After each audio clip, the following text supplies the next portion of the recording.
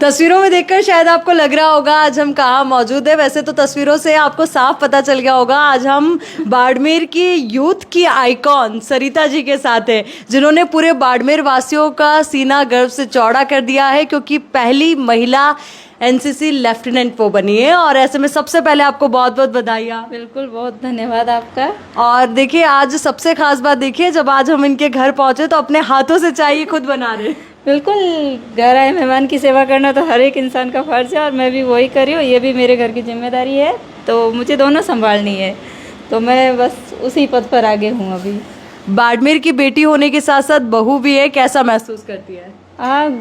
गौरव के क्षण है ये, बिल्कुल गर्व वाली मैं फीलिंग है कि मेरे कारण पूरा बाड़मेर प्राउड फील कर रहा है। तो मेरे लिए वो खुशी की बात है कि शायद मैंने कुछ ऐसा किया है जिससे मेरे घर परिवार समाज और पूरा डिस्ट्रिक्ट प्राउड फील कर रहा है। तो पढ़ाई में तो देखिए आप शुरुआत से होशियार थी, आप प्रोफेसर बनी, उसके बाद ये एनसीसी की लाइन कैसे, मतलब कई लोग कंफ्यूज हैं कि आपने क्या वो पोस्ट छोड़ी, उसके बाद क्या हुआ, कैसे सिलेक्शन हुआ? मैंने वो पोस्ट नहीं छोड़ी है, ये उसी का पार्ट है कि जब मैंने जॉब ज्वाइन की थी तो एनसीसी भी उसी टाइम हमारी कॉलेज में ओपन हुई थी और मुझे सौभाग्य से उसको संभालने का मौका मिला, तो मैं उसे संभाल रही थी। और उसी दौरान फिर मैंने एएनओ बोर्ड इंटरव्यू दिया, मेरा सिलेक्शन भी हो गया। फिर फर्स्ट चांस में मैं नहीं जा पाई किसी कारण से, लेकिन जैसे मैंने सेकंड टाइम इंटरव्यू दिया फिर से मेरा सिलेक्शन हो गया। और इस बार मेरा मन था कि नहीं, अब जाना ही है, अपने कैडेट्स के लिए जाना है, उनको ट्रेन करने के लिए जाना है, उनको मोटिवेट करना है इंडियन आर्मी के लिए, उनको मोटिवेट करना है राष्ट्र की सेवा के लिए।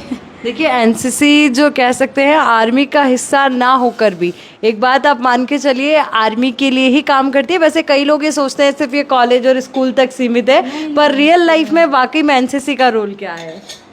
सबसे बड़ी बात, एनसीसी आपको एक डिसिप्लिन देती है, एक लाइफ जीने का मोटो देती है कि आपके वो एम्स जो है वो क्लियर कर देती है कि आपको करना क्या है।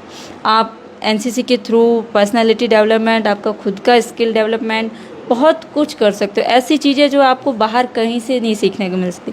बेशक इसमें पसीना लगता है, बेशक इसमें मेहनत लगती है, जुनून चाहिए, लेकिन वो जुनून, वो पैशन, वो सब लगाकर आप जो सीखते हो, वो पाते हो, वो अनमोल है।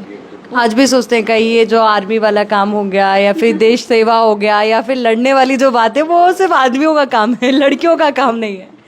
नहीं, ऐसा नहीं है। अब तक जितना मैंने देखा है ये कि अगर बेटियों को मौका मिले, अगर उन्हें सही माहौल मिले, तो वो बिल्कुल आसमान छू के दिखाएगी, पंख लगेंगे उनको, वो उड़ के दिखाएंगी। बाकायदा उन्हें मोटिवेशन की ज़रूरत है, उन्हें सही मार्गदर्शन की ज़रूरत है। वो अपना बिल्कुल वो प्रयास करेंगी, जो वो अपनी योग्यताओं को, अपनी क्षमताओं को निखारेगी। वो बिल्कुल, ये एक पूरी बात है। और देखिए अभी चाय यहाँ पर उबल रही है और साथ ही धीमी धीमी जो चाय की महक है ना वो यहाँ पर घुल रही है। अब हम इस चर्चा को और आगे बढ़ाएंगे, कुछ और पहलुओं को जानेंगे, क्योंकि मुझे पता है आप सरिता जी के बारे में और भी कुछ सुनना चाहते हैं, जानना चाहते हैं कि आखिर इनकी शादी के बाद इन्होंने कैसे मुकाम हासिल किया, कैसे ये सब कुछ किया। चलिए अब आगे चलते हैं और कुछ और तस्वीरें आपको दिखाएंगे, इनकी ज़िंदगी से आपको रूबरू कराएंगे। चलिए, ये तो बहुत कई बार कहना आसान हो जाता है कि हमारी बेटी ने कमाल कर दिया, बहू ने कमाल कर दिया, पर उनके पीछे बैक सपोर्ट होना उतना ही ज़रूरी है। तो अभी सरिता जी के बैक सपोर्ट कह लीजिए, उनकी ज़िंदगी कह लीजिए, वो हमारे साथ है। सर, हमने जब भी उनसे बात की है उन्होंने यही कहा कि आज मैं जो कुछ भी हूँ सिर्फ आपकी वजह से हूँ। तो कैसे आपने उनको मोटिवेट किया तमाम उन सामाजिक चुनौतियों को पार करते हुए? 2014 की बात है, जब शादी हुई थी, उसके बाद मैंने इनको ये की बात बोली कि यदि आप सम्मान और इज़्ज़त के साथ जीना चाहते हो तो पढ़िए। क्योंकि ऐसा नहीं कि गांव में काम करते हुए इज़्ज़त नहीं है या हाउसवाइफ की कोई इज़्ज़त नहीं है। वो काम तो आप ऐसे भी कर लोगे, लेकिन उसके साथ में एक अच्छा पद होगा तो समाज में हर जगह पर आपके लिए बहुत ही अच्छा रहेगा। 2014 में शादी हुई और 2019 में सर्विस लगी, तो 5 साल का गैप था, बीच में बड़ी वाली लड़की ये भी हुई है। तो इन्होंने ये बात गांठ बांध ली। और एक बात और थी कि ये शुरुआत में जब आए तब इनके घर से जो पीएस थे और वहाँ से भी ये कहते थे कि सर्विस कोई भी लग जाए। मैंने इनको एक ही टारगेट दिया था कि मैं आप असिस्टेंट प्रोफेसर की ओर जाइए। और क्योंकि ये शुरुआत से एमए कर रहे थे, इनके पापा का भी सपना था कि मेरी बेटी जो असिस्टेंट प्रोफेसर बने, तो उसमें पटवारी, ग्राम सेवक, बहुत सारी वैकेंसी आई हुई थी, लेकिन मैंने उनको कभी भी फॉर्म नहीं भरने दिया। मैंने कहा आप एक ही एरिया में जाइए, क्योंकि मुझे पता था कि इनकी ताकत क्या है और कमज़ोरी क्या है। और इन्होंने अपनी ताकत को पहचाना और फर्स्ट अटैम्प्ट में 2000 14 की वैकेंसी थी। जब आई तब इनको फॉर्म जब भरा था तब तो शादी भी नहीं हो रखी थी, और उसके बाद में जब एग्ज़ाम हुआ तब शादी हो रखी थी, और इंटरव्यू के टाइम में ये 7 या 8 महीने की थी। मतलब ये बड़ा बड़ा प्रोसेस था। 2014 में एग्ज़ाम और उसके बाद में 2019 में लगभग 5 साल तक धैर्य रखना, और एग्ज़ाम के टाइम भी तबीयत वगैरह सही नहीं थी, तो इन्होंने हिम्मत रखी। मैंने तो सपोर्ट किया, लेकिन सपोर्ट क्या काम का जब तक सामने वाले मन ही नहीं हो। तो इन्होंने बड़ी मेहनत की अच्छे से। और अभी 75 दिन के लिए मैडम ट्रेनिंग के लिए गई, उस दौरान घर में मतलब कैसे आपने चीज़ों को संभाला? और मैंने कई जगह पढ़ा भी है कि मैडम कई बार भावुक हुई और उनकी आंखों में आंसू थे घर परिवार को याद करते हुए, तो उनको कैसे उस टाइम आपने सपोर्ट किया? वैसे तो मैंने तो ऐसा क्या कुछ भी सपोर्ट नहीं किया। मेरी माँ का बहुत बड़ा योगदान है, क्योंकि दोनों ही बच्चियाँ माँ के पास ही ज़्यादा बड़ी हुई। क्यों ये 8 महीने की थी तब इंटरव्यू के लिए तैयारी करने गए थे, तभी मम्मी ने इसको संभाला। और उसके बाद में मम्मी के बाद बच्चे बहुत अच्छे से रह लेते हैं, इसलिए मुझे कोई ज़्यादा जोर नहीं पड़ा। लेकिन हाँ ठीक है, बच्चों के साथ खेलना करना, टाइम पे जो मैं टाइम इनको दे सकता हूँ मेरी पूरी कोशिश रहती थी। और जब भी इनको याद ज़्यादा आती थी फुसलाने की कोशिश करता था, कुछ बातें ऐसे बताता था जिससे ये उस चीज़ को समझे। और ये भी समझदार है। जब ये जा रहे थे तब भी इन्होंने भी बेस्ट विशेष करके बोला कि मम्मा करके आओ, कोई दिक्कत नहीं है, सब अच्छा होगा, कोई दिक्कत जब नहीं। वापस आई तब आपको कैसा लगा? वो एकदम यूनिफॉर्म में जब आपने उनको पहली बार देखा इस तरीके से पूरे तैयार? वैसे मैं खुद गया था ग्वालियर, हाँ। OTA ट्रेनिंग में देखा तब, यहाँ से गए तब, और फिर हम क्या इनके मदर साथ में थे, इनके भाई भी साथ में थे, तो मैं पहचान नहीं पाया। मतलब हम सब बैठे थे, ये पूरे परेड में 150 के आसपास थे, सब परेड कर रहे थे, तो सबकी यूनिफॉर्म एक जैसी और परेड वगैरह सारा। तो हम यही, इसकी मम्मी को भी यही बोला मैंने कि मैंने आप भाई को मैंने पहचान के बताओ इसमें कौन से है। तो शुरुआत में पहचान नहीं हुआ, हमने वीडियो बनाया और फिर जूम करके देखा, पर फिर पता चला कि वास्तव में यही है। क्योंकि 75 दिन रेगुलर सुबह जल्दी उठना, शाम को लेट तक कार्य करना, और उन्होंने काफ़ी मेहनत से तो काफ़ी फिजिकली भी चेंजेज आएगा हुई हूँ। तो इसलिए मतलब वो मेहनत दिख रही थी साफ। बिल्कुल बिल्कुल दिख रही थी। और मैंने सोचा छोटा सा प्रोग्राम होगा, नॉर्मल होगा। वहाँ जाकर पता चला कि लेफ्टिनेंट जनरल से लेकर बड़े बड़े लोग, OTA में व्यवस्था वगैरह बड़ी ज़बरदस्त थी, और ट्रेनिंग वगैरह इनका सिस्टम काफ़ी अच्छा है। और मैं सबसे कहना चाहूँगा कि सिर्फ सभी को पढ़ाएं, आप बेटियों को तो पढ़ाएं, जो बहू है उनको भी, बेटियों को सब पढ़ाते हैं, लेकिन कोई भी घर में बहू आती या पत्नी आती तो उस पर थोड़ा कम फोकस करते हैं। तो सबको पढ़ने का अधिकार है, और यदि उनके फादर ने इतनी एजुकेशन देकर यहाँ पर भेजा है तो उससे आगे आपको बढ़ाना आपका भी फ़र्ज़ बनता है और करना चाहिए। बहुत खूबसूरत बात इन्होंने कही है, और ये खुद आपको बता दें कि लेक्चरर हैं और यही वजह कि शिक्षा पर इनका पूरा फोकस रहा है। चलिए अब आपको एक बार फिर से सरिता जी के पास लिए चलते हैं, उनसे अब कुछ और गपशप होगी, कुछ और बातचीत होगी, क्योंकि उनके हस्बैंड ने पूरे अच्छे तरीके से हमें समझाया और बताया कि कैसे उन्होंने हर समय उन्हें सपोर्ट किया। पर अब आप ही से जानना चाहेंगे, क्योंकि उन्होंने तो पूरा सपोर्ट किया, पर आपके लिए सबसे ज़्यादा चैलेंजिंग समय कौन सा था? अगर यहाँ से जाते वक्त बात करूँ तो मेरे लिए घर से वो कदम निकालना बहुत मुश्किल था। जो पहला कदम बदलाव की ओर जो होता है कि अपने बच्चों को छोड़ना। मैंने अपनी बेटी को, छोटी वाली को, मतलब मेरे जाने से पहले ही किसी और के घर भेज दिया था ताकि वो मुझे जाते हुए देख के रोए ना। लेकिन मेरी आंखों में आंसू थे क्योंकि मैं उसे लास्ट टाइम भी देख नहीं पा रही थी। और उसके बाद सबसे मुश्किल था कि सुबह एकदम फिजिकल एक्सरसाइज करना, ड्रिल, कभी जुम्बा, कभी योगा, वो सब करने के बाद हमको क्लासेस में ले जाके बिठा देते थे। तो जस्ट आफ्टर फिजिकल एक्सरसाइज और हैविंग हैवी ब्रेकफास्ट हम लोग क्लासेस के लिए बैठते थे। तो उस टाइम जागना वो जो था वो सबसे बड़ा टास्क था कि आपको अपनी आंखें खुली रखनी है। और कभी कभी तो यूँ होता था कि सर क्लासेस ले रहे होते और half of the class sleeping mode में होती थी लेकिन फिर एकदम से याद आता कि हम यहाँ सोने के लिए नहीं है, हमें जागना है। फिर हम आंखें खोलते, पानी से मुँह धोते, मतलब बहुत कुछ देखा। और यूनिफॉर्म को लेके भी काफ़ी इश्यू हुए क्योंकि इतनी टाइटनेस यूनिफॉर्म को लेके हम लोग हैबिचुअल नहीं थे ना, फिजिकल एक्सरसाइज को लेते थे। जब फर्स्ट टाइम शूज वगैरह पहने तो वो शूज जो थे वो बहुत हार्ड होते थे, तो शू बाइट होने लगी थी, पाँव में छाले भी पड़ गए थे।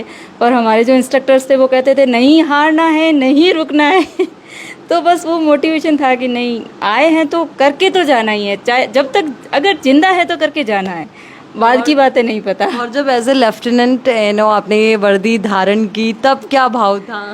तब लगा कि finally I did it. I did it. मुझे लगा कि मैं खुद से जीत गई। मतलब लग रहा होगा हो पाएगा नहीं हो पाएगा, पर अब ये हो गया है। हाँ, मुझे ये लगा कि जब मैं यहाँ आई, मैंने अपनों के चेहरों पे मुस्कुराहट देखी, मुझे लगा कि नहीं यार मैंने कर लिया, मैं करने के लिए गई थी, मैंने कर लिया, मुझे वो बहुत बड़ी खुशी थी मेरे लिए। ज़रा उस वाक़ये के बारे में भी सभी को बताइए, क्योंकि जब आप घर में आई और सबसे पहले आपका पहला सैल्यूट किसे रहा और क्यों? जब मैं रेलवे स्टेशन पे आई थी तो मेरे ससुर जी मुझे लेने आए थे, उनको पता था कि मैं वर्दी में आऊँगी। उससे पहले मेरे ससुर जी ने बिना ओढ़ने के, बिना दुपट्टे के मुझे कभी नहीं देखा था। घूंघट में ही देखा हाँ, हमेशा घूंघट में ही थी मैं। तो उनके लिए मतलब मेरे मन में ये हेजिटेशन थी कि वो मुझे एक्सेप्ट कर पाएंगे बिना चुनरी के, क्योंकि हमारे राजस्थान में ना तो ससुर से बात करते हैं ना सामने जाते हैं, ऐसा कुछ चलता है। बट जब मैं उनके आगे गई, मैंने बहुत हिम्मत की कि आई डोंट नो कि वो एक्सेप्ट कर पाएंगे या नहीं, मैंने बहुत हिम्मत की और मेरे मन में था कि नहीं, मुझे पहला सैल्यूट मेरे फादर और पापा को करना था। लेकिन मैंने गई और वो बहुत खुशी से उन्होंने एक्सेप्ट किया। वो मेरे लिए बहुत प्रीसियस लम्हा था कि नहीं, मैंने बदलाव किया है और उन्होंने बदलाव एक्सेप्ट किया है। That's the most biggest thing and most powerful beautiful thing in my life. और बेटियों का क्या रिएक्शन था? क्योंकि मुझे लगता है आपकी बेटियों के लिए कोई और मतलब प्रेरणा का स्रोत नहीं है, कोई ऐसा आइकॉन नहीं होगा जो उनको लगेगा कि मोटिवेट कर पाए, इंस्पायर कर पाए, वो सिर्फ अब आप हैं। एक्चुअल में जब आपने बात की है बेटियों की, तो जब मेरी बड़ी वाली बेटी ने मुझे देखा, वो दौड़ के आके मुझसे गले मिल गई। छोटी वाली बेटी का रिएक्शन था, वो बस देखे जा रही थी, मतलब मैं थी मम्मा ही है ना ये। नहीं, वो मैं उस मोमेंट को कैच कर रही थी कि मेरी बेटी ने मुझे नहीं पहचाना। मतलब मेरे लिए वो इतना पेनफुल था कि मतलब भूल गई मेरी बेटी की उसकी माँ है, और वो मुझे काफ़ी देर तक देखती रही। सडनली उसे याद आया और फिर वो एकदम दौड़ के मेरे पास आई। मम्मी ने आखिर बहुत वेट भी लूज़ किया था, क्योंकि बहुत टफ ट्रेनिंग हुई थी। बिल्कुल टफ ट्रेनिंग भी हुई थी वहाँ पे। 1-2 बार मेरी तबीयत भी ख़राब हो गई थी, डाइजेशन से, क्योंकि सब कुछ डिफरेंट था। डाइजेशन सिस्टम भी ख़राब हो गया था। यू विल नॉट बिलीव कि just in 3 days I lost my 2 kg because क्योंकि वो एकदम सब कुछ नया था। कई बार ऐसा लगता था कि भूख लगी होती थी, खाना देखते मन नहीं करता था, ऐसे ही उठ जाते थे, क्योंकि मम्मी घर की याद आती थी, घर वाले खाने की याद। सबसे ज़्यादा याद आई? 2 बार। एक तो राखी थी, मतलब लाइफ का कभी ऐसा दिन नहीं गया कि राखी के टाइम में हम लोग कभी साथ नहीं। उस टाइम रियलाइज़ हुआ कि सोल्जर्स जो वास्तव में फिजिकली तो स्ट्रांग होते ही हैं, वो मेंटली भी अपना कितना सेक्रीफाइस करते हैं। सेकंड टाइम मुझे मेरी जब गणपति वैसे हमारे वहाँ स्थापना हुई थी, और वहाँ पे सब अपनी अपनी फैमिलीज़ को लेके आए थे, इंस्ट्रक्टर्स थे, ऑफिसर्स थे, सब। तब मैंने उनके हाथों में छोटे छोटे बच्चे देखे, और तब मुझे मेरी बच्ची की बहुत याद आई। उस टाइम मैं कंट्रोल नहीं कर पाई और मुझे रोना आ गया। मैंने उनको बोला, जिनके हाथ में छोटी बच्ची थी, मैंने कहा 1 मिनट के लिए मुझे आपकी बच्ची दे दो, मुझे उसे होल्ड करना है। और उन्होंने मुझे दी भी। वो बहुत नेक दिल औरत थी, और उसको हग करके लगा कि जैसे मैं मेरी बेटी को हग कर रही हूँ। अब बाकी बेटियों के लिए आप क्या सोचते हैं? क्योंकि आपने तो मुकाम हासिल कर लिया, आपकी अच्छी किस्मत और परिवार का साथ, दोनों ने आपका साथ दिया, जिसकी वजह से आज आप ये मुकाम हासिल कर पाए। बाकी बाड़मेर की बेटियां क्या एनसीसी में आगे आ पाएँ, या कुछ ऐसा कुछ क्या आइडियोलॉजी है? हाँ, मेरी कोशिश ये रहेगी कि सबसे ज़रूरी है एजुकेशन। एजुकेशन के साथ अगर गर्ल्स एनसीसी ज्वाइन करती है तो उनकी लाइफ को बहुत अच्छा डायमेंशन मिलेगा। वो मतलब एक रेस्पॉन्सिबल सिटीजन होने के साथ साथ वो 2 परिवारों को बहुत अच्छे से संभाल पाएगी। हमारे यहाँ पता है सबसे बड़ी दिक्कत ये होती है कि एनसीसी ज्वाइन कर ली, चलो जोश जुनून में कर ली, फर्स्ट ईयर सेकंड ईयर के बाद माँ बाप शादी कर देते हैं, फिर वो जुनून वो जो सब एक साथ फिनिश हो जाता है। तो मेरी पहली कोशिश ये रहेगी कि ड्रॉप आउट जो है वो कम से कम हो। दूसरी बात, जो कुछ मैं सीख के आई हूँ, जो मोटिवेशन मुझे मिला है कि कहीं भी सिचुएशन चाहे कैसी भी हो, अगर आप ड्रॉप आउट नहीं करोगे, आप गिव अप नहीं करोगे, तो कहीं ना कहीं पॉसिबिलिटी ज़रूर रहेगी। तो मैं वो बच्चियों को ज़रूर सिखाना चाहूँगी। बाकी जो ट्रेनिंग मैंने सीखी है, मैं अपने कैडेट्स को बहुत अच्छे से सिखाऊँ, ऐसा मेरा हमेशा प्रयास रहेगा। कोई बात जो आप रखना चाहें, चर्चा में मिस हो गई हो? वैसे तो बहुत सारी बातें हमने की है, बट स्टिल जो मैसेज आप सभी को देना चाहें, और साथ में कोई अहम बात जो आप रखना चाहें। बिल्कुल, एक बात ज़रूर कहूँगी कि एजुकेशन चाहे लड़का हो चाहे लड़की हो, दोनों के लिए बहुत ज़रूरी, इक्वल है, क्योंकि ये आपके दिमाग की उन बंद परतों को खोलती है जिनके नीचे योग्यताएं, क्षमताएं छुपी होती है। तो मेरा हर एक इंसान या हर माता पिता से ये निवेदन है कि अपनी बच्ची की एजुकेशन को ज़रूर पढ़ाएं। और सेकंड ये है कि जो ड्रग जो है हमारे समाज का, डिस्ट्रिक्ट का बहुत बड़ा लूज़ पॉइंट है, बहुत बड़ा वीक पॉइंट है। तो किसी भी हद तक इसको अगर कम किया जा